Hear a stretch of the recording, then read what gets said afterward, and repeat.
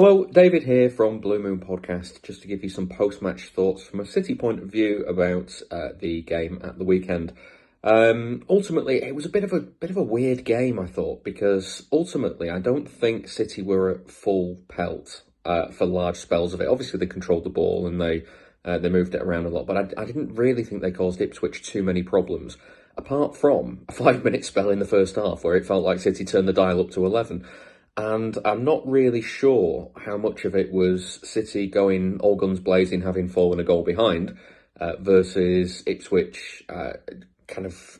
I don't want to. I don't want to say kind of losing their minds, but there were kind of really preventable mistakes in there from an Ipswich point of view that ultimately let City in with a couple of chances. I mean, the challenge on Savinho probably doesn't need to be made, and then suddenly it's a penalty.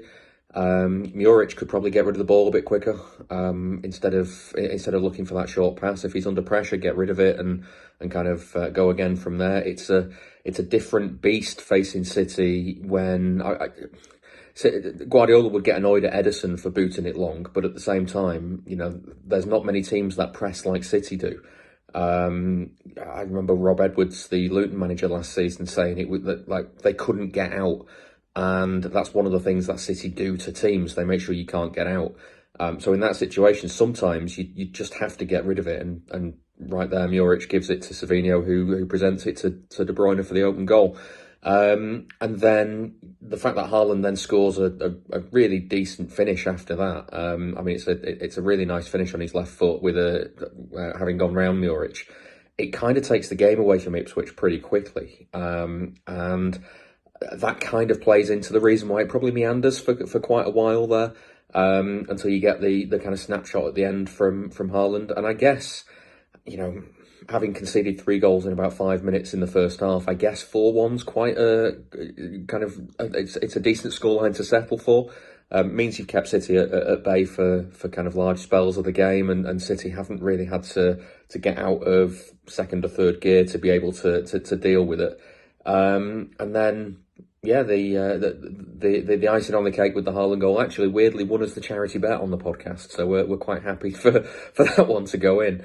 The opening goal, with Ipswich taking the lead, I thought it was a really good passing move from Ipswich, and I think the actual the kind of the bones of it, the build up to it was really, really good, and there's kind of positives to take from that, because I think City without Rodri are one thing, but Kovacic in the middle was doing a pretty good job of cutting out the space, and he was caught a little bit high up the pitch. He forces the play quite wide, and the run from the striker who scored, sorry, I forget his name.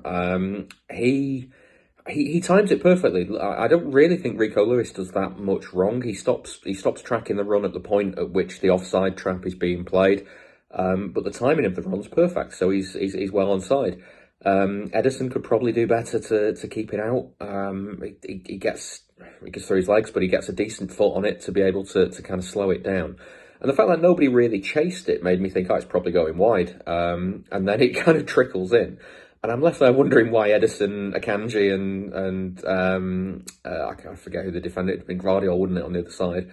Why none of them really tried to get it off the line, because it felt like it took an age to get there, and the speed at which they were moving, I thought, it must be trickling wide, but it didn't. Then comes that mad kind of 5 minutes or so, and the game just kind of exists for a long time after that. I think City are happy with that because, as I say, a lot of players are not at full speed and are still kind of coming back to fitness.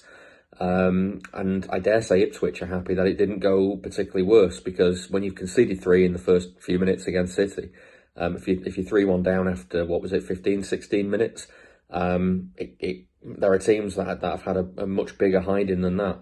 And I guess from your guys' point of view, you're not exactly looking at coming to the Etihad and taking points. It's probably going to be a game where anything you do get would have been a bonus in the hunt for survival. And you've now got Liverpool and City out of the way for this early stage of the season. So it's kind of like the season starts now for you guys.